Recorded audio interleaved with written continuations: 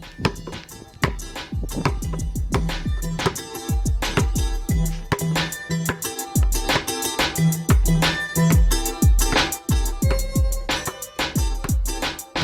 Hoop Heads Podcast is brought to you by Head Start Basketball.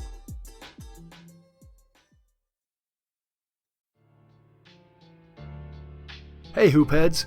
Wanted to take a minute to shout out our partners and friends at Dr. Dish Basketball. Their Dr. Dish shooting machines are undoubtedly the most advanced and user-friendly machines on the market, and they truly accelerate skill development faster than ever.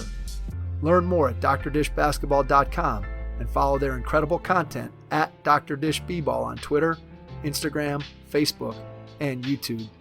Mention the Hoopheads Podcast and save an extra $300 on the Dr. Dish Rebel, All-Star, and CT models. Also, make sure to check out the new Dr. Dish Home Machine, which is perfect for these crazy times when gyms and schools are closed. Visit drdishbasketball.com for details. That's a great deal, Hoopheads. Get your Dr. Dish shooting machine today. Hi, this is Coach Mark Anderson from the Owensboro Thoroughbreds of the TBL, and you're listening to the Hoopheads Podcast. Prepare like the pros with the all-new Fast Draw and Fast Scout. Fast Draw has been the #1 play diagramming software for coaches for years. You'll quickly see why Fast Model Sports has the most compelling and intuitive basketball software out there. For a limited time, Fast Model is offering new subscribers 10% off Fast Draw and Fast Scout. Just use the code SAVE10 at checkout to grab your discount, and you'll be on your way to more efficient game prep and improved communication with your team. Fast Model also has new coaching content every week on its blog, plus play and drill diagrams on its play bank. Check out the links in the show notes for more. Fast Model Sports is the best in basketball. Hello and welcome to the 28th edition of the Coach's Corner Roundtable on the Hoopheads Podcast. Each episode of the Coach's Corner Roundtable will feature our all-star lineup of guests answering a single basketball question. A new Coach's Corner Roundtable will drop around the 15th of each month. April's Roundtable question is, how do you design your offseason plan for improving your team and your individual players as the season comes to an end? Our coaching lineup this month includes Erik Buehler from Chatfield High School, Joe Harris from Chelan High School, Mark Schult from the University of West Georgia, Don Showalter from USA Basketball, John Shulman from the University of Alabama Huntsville, Bryce Simon from the Motor City Hoops Pod, Joe's Decision from Unleashed Potential, and Lee Swanson from Bunker Hill High School. Please enjoy this roundtable episode of the Hoopheads Podcast, and once you're finished listening, please give the show a 5-star rating and review. If you're a basketball coach at any level, please check out our Hoopheads Coaching Mentorship Program. You'll get matched with one of our experienced head coaches and develop a relationship that will take your coaching, your team, your program, and your mindset to another level.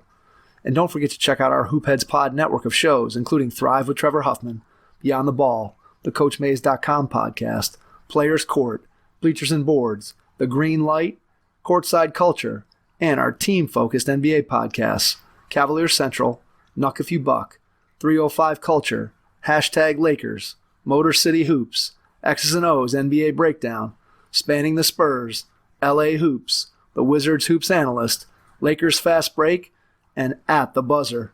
We're looking for more NBA podcasters interested in hosting their own shows centered on a particular team. Email us info@hoopheadspod.com if you're interested in learning more and bringing your talent to our network. Let's hear from our coaches about how they design their offseason plan for improving their team and their individual players. Erik Buehler, Chatfield Senior High School, Littleton, Colorado. Hey, what's going on, Hoopheads? This is Erik Buehler at Chatfield High School, and this month we were asked what our plans are or how we plan out our player improvement plans for the offseason. We look at a few things. I think the easiest thing to do is go back and look at film and reflect on kind of some of the shortcomings maybe some of the players had, and make a list and a plan for each individual in your program and where you foresee them being and what their role might be for next season. And then right away, we talk to them about that right after the season in our exit interviews. we not only look at like their skills, but we want to develop their IQ and get them to understand and learn the game, not just have a new skill or be able to make more shots or dribble better or something like that. And it's very different from the younger kids to the older kids. With our older kids, let's say it's a kid that's going to be a senior, we get very specific with 2 to 3 things that they need to improve on in order to have a significant role or have a role on our varsity team for the next season.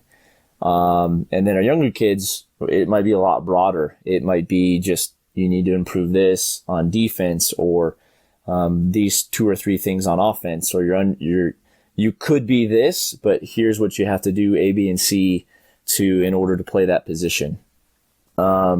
We always like to include that leadership aspect, and that actually is a big part of our exit interviews, especially with our juniors and seniors, but also the kids that we see becoming those players that are freshmen and sophomores as they progress through high school. We want to play a lot, but we also want to have our guys in the weight room, in the gym, working on skills. And with that stuff, we shoot a lot. We're a shooting team. We want to shoot a lot of shots. But we also want to put them in a lot of 2-on-2, 3-on-3. And a big thing we're trying to do more this year is play more pickup, because we want kids to try things in a safe space so that they can try out the stuff we're teaching them. That's kind of what we do at Chatfield. And hopefully everyone out there is concluding their seasons and getting ready for a much better summer. Talk to you later. Joe Harris, Lake Chelan High School, Lake Chelan, Washington. Hello, Hoopheads. This is Joe Harris at Chelan High School with this month's roundtable question. How do you design your off-season plan for improving your team and your players as the season comes to a close? As coaches, we will huddle up and reflect on the season, each of us putting our own thoughts together before we meet as a staff and talk about the things that went well and the things we can do to improve and how we can improve. The season for your players should really end the way it starts, and that's by communicating with your team. We ask each player a series of questions. What was the best and worst parts of our season? What can we do to improve as a team? Then you need to speak with each returning player about their season. You need to be totally transparent, include their strengths and their weaknesses, and then give them a chance to weigh in where they see themselves and maybe come to some common ground on needs for improvement for your team and individual improvement. I believe it's also important to give them a short list of to-do things, those they can do and those they should do for improvement as an individual. And finally, I firmly believe that you should reach out to those players who are graduating, thank them for their commitment to our program, to stay in touch. Mark Schult, University of West Georgia. What's going on, guys? It's Mark Schult, University of West Georgia. Thanks for having me on the show. This month's question: off-season plan for improving the team and improving individual players after the season. I think for the team, there's 2 parts. I think the first thing you need to do is watch the whole season. Watch the beginning, watch the first couple games, see what your weaknesses, your strengths were, and watch it game by game all the way to the end to see kind of how those changed. The other part of team improvement has to do with looking at the stats, comparing your percentages to where they were the previous year, and then comparing them to the top of your conference, the top of your league, the top of your main competition. I think from there, it's a good way to kind of see your weaknesses, see your areas for growth. And then from there, you kind of adjust your summer plan for them individually. I think you do the same thing for players. Take all their field goal attempts, put them into one edit, so for your scores, that could be an hour or longer. For some other guys, it might just be 10 minutes. But watch all their field goal attempts from the first game to the last game. Make sure they have that as well. And then from there, you can kind of watch and, write down what you see and what are they doing on makes? What are they doing on misses? What kind of shots are they making? What kind of shots are they missing too many? And then from there, you attack it. You put together a plan to get into the gym. If defense is a concern, a lot of times the weight room, the footwork are ways to attack that. But that's the most important piece. After doing your study, after taking notes, after observing and looking at the season and reflecting on it, the most important piece is actually getting into the gym and putting in the work consistently to improve. I think that's the best way to approach the off season for coaches and players. Thanks again. Hey coaches, parents, and group leaders. I want to introduce you to our newest sponsor, SnapRaise. SnapRaise is the nation's largest digital donation platform built to help teams, youth groups, and clubs raise money quickly and efficiently without selling products. SnapRaise builds your group a customizable campaign website, and students use their mobile devices to connect and engage with their biggest fans. My son's high school team used SnapRaise this season, and our team raised all the money they needed to fund their season, and then some. Getting SnapRaise started is quick and free. Just visit snapraise.com and you'll get connected to a local SnapRaise expert in no time. Don Showalter, USA Basketball. Don Showalter here from USA Basketball. And for this month, we're talking about what can you do to set your team and your individuals up for the off season. I think the first thing to do is provide opportunities for those players. Whether it be open gyms out on the basketball courts outside, but provide opportunities for them to work on their skills and maybe organize a group of kids together or you with them, depending on what the rules are for your state and association. So provide opportunities. Second thing is, I think that you need to have a conversation with each player about what their goals are. And then from what their goals are, I think you need to kind of design how they can achieve their goals.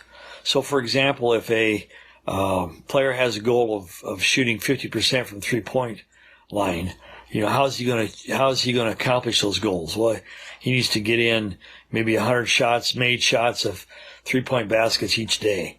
But you need to sit down with him and work out how he's going to achieve those goals, because a lot of players have goals that they want to set, but they have no really knowledge or desire of how to achieve those goals.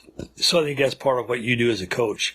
Maybe say, all right, if you're going to achieve this goal of being one of our best shooters, you need to be in the gym 3 times a week for an hour, hour and a half, making 300 to 500 shots.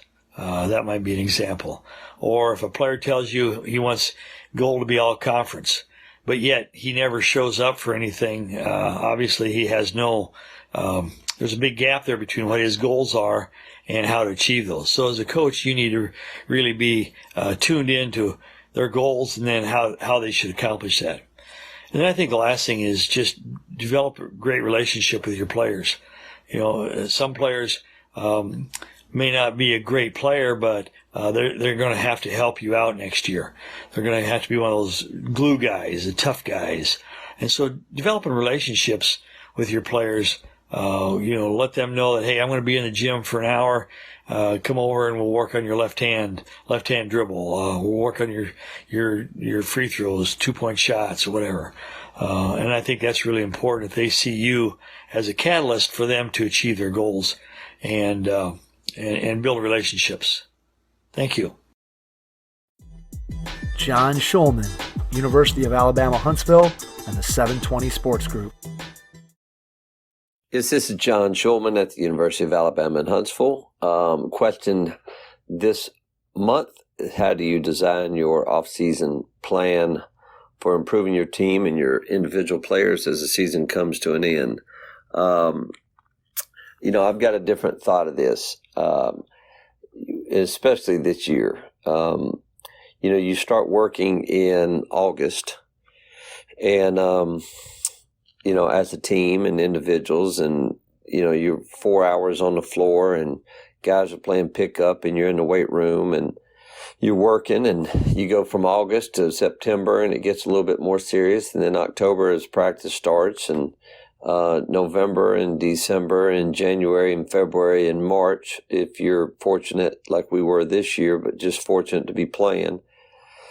And I'm not a person that really believes in going nuts with your team in April and May. I used high school, and this is just a thought. I used the end of May when I was coaching in high school in June as my preseason. So I thought that was very important to put in some stuff in May and June and play a bunch of games in June for team camp, because I knew I was going to lose some football guys and I wasn't going to have those football guys in my preseason. So high school people out there listening, my thought is use May and June as your preseason. Put in your stuff in May and June, and then be ready to play when you get back everybody in October, November, in football. Really, if you got football guys, then you're not going to get them back till at the end of November. But, to me, the off season in college is for getting better. Each individual. I don't think you need to get better as a team. You need to get better as individuals in the off season. I think you have to teach guys, what does that mean? Go work out. What does that mean? Does that mean just go get on the gun? Or does that mean it really means to shoot the shots that you're going to shoot during the season, and to work on finishing and work on whatever shots that your team is going to want that kid to go make. Work on those shots. Don't work on 15 dribble moves that you're never going to use. It doesn't make sense. So work on and get better on what you need to get better on to help the basketball team. And then once I said, like I said, high school I think is different. I think May and June are for the team, but you always got to get better as individual. And I think college you work on the individual and not as much for the team. But that's just my thoughts. Everybody's got a different thought, and that's why it makes the game unbelievable and great. Some people force middle defensively, some people force baseline. They're both right. Some people play zone, some people play man. They're both right. Some people work as a team. The best coach probably I've ever been around is Rick Byrd, and at Belmont, he's a Hall of Fame guy. And Rick Byrd in the spring played a lot of golf and didn't have his guys do a set workout. He just wanted them fresh for the next year, and he knew that he was going to recruit guys to work on their own. So don't go crazy and don't burn them out in the spring and the summer, because games are won and need to be won in March. Hopefully this makes sense. Hopefully you're ready for a great spring. Appreciate your time. Take care. Bryce Simon from Motor City Hoops. So when we start looking at our offseason for our high school team, I think the first thing we do is look at the team as a whole first. And we look at how good we will be and where does that put us in terms of, do we want to play MAYB tournaments, which here in Kansas, those are pretty popular. Do we want to play in a summer league, and what team camps do we want to go to? And I think essentially what we're looking at is what level of competition is our team ready for? From varsity, our JV, our freshmen, even down to our middle school. I know last year we had a really good middle school, so we took them to some bigger tournaments, team camps. This year they might struggle a little bit, so we're going to send them to a area summer league because that's going to be more their level. So on a team basis, we kind of look at how good we are and where we need to go to get the right competition. After that, I feel like we look at our individuals second. The first thing we do is we look at their player roles. I was just putting this together for our team the other day because they need to start playing this summer in the way they're going to play during the season, and that might be vastly different from what their role was last year. So they need to start doing that over the summer to see whether they can fill that role, get comfortable in it, make the mistakes that they're going to make in those roles. But with that said, we also encourage players to kind of step outside their game and try things they've been working on. Maybe they're able to do things we haven't been giving them credit for. But in general, your guy that you want taking 20 shots during the year, you probably want him to start taking 20 shots in the summer. So that way he starts to develop that mentality and the other guys can work around him. We also have individualized workouts. So again, we have a couple guys, really good players. We're going to work them out separately than the other guys because they need to be working on shooting on the move, off a pin down in transition, one-on-one move, where our other guys are catch and shoot, straight line drives, those type of things. And so those workouts are a little bit separated, but not those alone. We do have team workouts where everybody's practicing together and we're working kind of on our team concepts, and we can still get that camaraderie. We're a pressing team, not just a team that presses. We press 32 minutes a night no matter what. So we work on our press, we work on our offense, etc., and we do that as a team. But we still want to get those individualized workouts in for guys. So those are kind of the two things. We look at the team first, individual second, and come up with a game plan. Hey, hoopheads, we all hate ankle sprains, and they happen way too often. Ankle injuries are the #1 sports-related injury. Arise is trying to change that. With the iFast, your athletes get preventative protection and full mobility. Athletes no longer need to wear bulky braces that limit performance and give mediocre protection. Anyone playing sports should be using these products. Keep your athletes in the game. Don't wait for them to get hurt to take action. Visit www.arise.com/team pricing to learn more. That's ARYSE.com.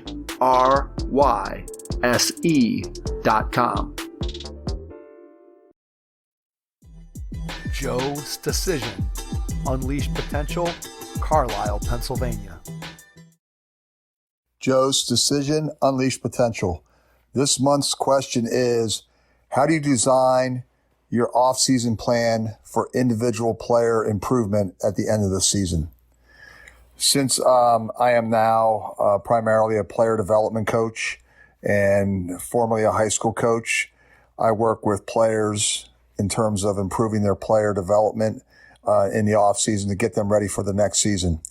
Three things I'd like to talk about first is three things that we want to focus on in overall player development in the off season with my players. First of all would be confidence. I think confidence is one of the greatest things that you can give someone in terms of enhancing their ability as a player. The second thing is concentration. Paying attention to detail, making sure when you're doing player development and improvement and a player is trying to improve that they concentrate on the details. Most of the great players will tell you, the best of the best, that they are great because they have a great attention to detail. So concentration is a big one. And also the third one is repetition. I strongly believe that the best way to enhance skill development is through repetition. And obviously doing things the correct way when you're doing repetition in terms of skill development or player development. So a lot of players feel like repetition is punishment. Repetition is not punishment. Repetition is something that the best do over and over and over again correctly to enhance their skills. So a couple of other general points before I go into more specifics. Another thing I tell players in the off season is they need to master one or two shots that they'll need within their system, that they get out of their system, whatever position they play in the system. We'll break down, we'll master one or two shots that they get out of the system that they're playing in with their team. I think that's very important. Overall shooting and all that is very, very good, but they need to get shots that they get out of their system that they play for. So I think that's very important. Second thing that we talk about is being great in your role. Whatever their role is, they need to be great in that. That's something that a lot of players have trouble accepting, and roles do change from year to year. But for the upcoming year, we'll talk about what their role is going to be and how they can become great in their role. And another thing that we do in the off season with player development is try to find something that they are very good at, and we work at becoming great at it. So what that means is it doesn't mean that we neglect other skills that they need to work on, but we want to hone in or find that one skill that they are very good at and work towards becoming great at it. Whether it's shooting, whether it's ball handling, whether it's rebounding, whatever the case may be. And then a lot of times we will sit down with players. We'll look at game film. We'll look at videos from their past season, look at some things that they did right, look at some things that they did wrong, look at some things that they needed to get better at. And we'll break some of that down and also, focus in on, playing within their team and things that they could do better. I think that's a very important part of player development in the offseason also. So now I just want to go over like maybe 10 bullet points of things that regardless of where you play that you can work on player development wise in the off season to make yourself a better player. I mean, there's a huge list. I try to break it down into 10 or so that you could work on. First of all is the overall maintenance of your shot. Okay, maybe not changing a shot per se, but maybe adjusting your shot or tweaking your shot to make it better. Because a lot of players get very nervous when they see you adjust their shot. They think you're changing their shot. I think it's important to show them or teach them that you are not changing their shot necessarily, but adjusting their shot. Looking for some back action shots. So, shots they can get away from the ball by moving without the ball. I think that's a lost art. So I think in any player in any system needs to work on some back action shots, on shots they can get away from the ball. Number 3 would be improving their offhand game. Obviously, whether it's, being able to finish with their left hand or be able to shoot some floaters with their left hand and their right hand, and all those kinds of things. Number 4, playing off of 2 feet finishes. I think this is one that is very undervalued today or very under-taught. Players today need to learn how to play off of 2 feet. I don't think that is taught enough. You don't see it very much. So I really like to work with players on that because it's really important when they get to college or if they get into the pro ranks. So playing off of 2 feet. And a lot of players are playing you see a lot of pick and roll shots, a lot of ball screens. Okay, a lot of ball screen action has just filtered down into high school. It's big in college, it's big in the NBA. So I think, any player in the offseason needs to learn under the pick and roll situation, how to play off a pick and roll ball screen. And the 6th one would be shot fakes, pull-up game. I also am a firm believer that on the perimeter, you should almost every time use a shot fake before you go into a pull-up or go to the basket. So that's something that I like to work on with all players in the offseason. Number 7, overall ball handling. You can never handle the ball too much. You need to learn how to handle the ball and be very strong with the ball. So there's a lot you can do with that. And also with the overall ball handling is your weak hand work. And also with the shot fake, not just for the pull-up, but the shot fake and quick penetration game. It may be working on your touch finishes. That's another, I think, a separator today, and it's very much under-taught. Teaching kids how to finish in front of the basket rather than using the backboard. I know in college and in the pros, that's something that's being worked on tremendously, and I think that's something that could be great for high school players, working on their penetration game and touch finishes. And number 9 would be overall footwork. Footwork is something that needs to be worked on daily. It doesn't matter if it's in season, out of season. I know when we do player development with players, we include footwork every single day. Every single day. You can't work on footwork enough. And this is another one that I think is very much under-taught. And then the last one would be, number 10 would be spot-ups. Just working on your spot-up shooting. I think that's important too, because a lot of times in a game, the ball will get reversed and you'll be able to catch and shoot. So working on the spot-ups. So there are just some things that we really work on with players in the off-season. You can be specific, like I mentioned earlier, to their system, and you can work on these. I think these things overall are things that need to be worked on daily in their off-season player development. Thank you very much. Lee Swanson, Bunker Hill High School, Claremont, North Carolina. I think the question of what do you have to do in the offseason to improve your team and your individual players is always one that you have to wrestle with. I think the first thing good coaches should do is take stock in what they did well on the previous season and what they didn't do well, and kind of look at the pieces that you have returning and the pieces that you have leaving and say, okay, what can we do? What can we replicate? Do we have a system that we're going to keep doing? Is there some things we need to tweak? What are the positions of need? And at the high school level, it's a lot different because you're not going to be able to go out and recruit necessarily something that you lost. Or at the college level, you may be able to fill your system a little bit more. So you may have to tweak how you do things. Essentially, I think the best thing you can do in the offseason is improve your individual players. And I would tailor my workouts around whatever I was trying to run. If I value the 3-point shot and I value finishing the paint, then I would value my skill sessions to look like those things are going to look in the game. So I think if you can increase your shooting percentage, increase your skill level, your kids can fit into what you do. So my thing in the off season will be, can we get better as individuals? If we all can get 10% better, 20% better, then as a team, we're going to be in much better shape to be successful the next season. So that's kind of how I look at the off season. At the end of the day, it's really a lot on the players as much as on the coaches to spend time in the gym and get better on their own if they want to be the player that they hope to be. Thanks for checking out this month's Hoopheads Podcast Roundtable. We'll be back next month with another question for our all-star lineup of coaches. Thanks for listening to the Hoopheads Podcast, presented by Head Start Basketball.